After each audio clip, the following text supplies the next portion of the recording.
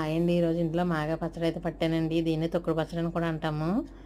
ఇదైతే పచ్చడికి కలపడానికి వెల్లుల్లిపాయ ముద్దనైతే వేపుతున్నానండి. నేను మిక్సీ కొట్టేసుకుని వెల్లుల్లిపాయలు అలా ముద్దనైతే వేపేసుకోవాలండి. అలా కలర్ వచ్చే వరకు వేపుకోవాలి. ఇవైతే ఒక 25 కాయలండి.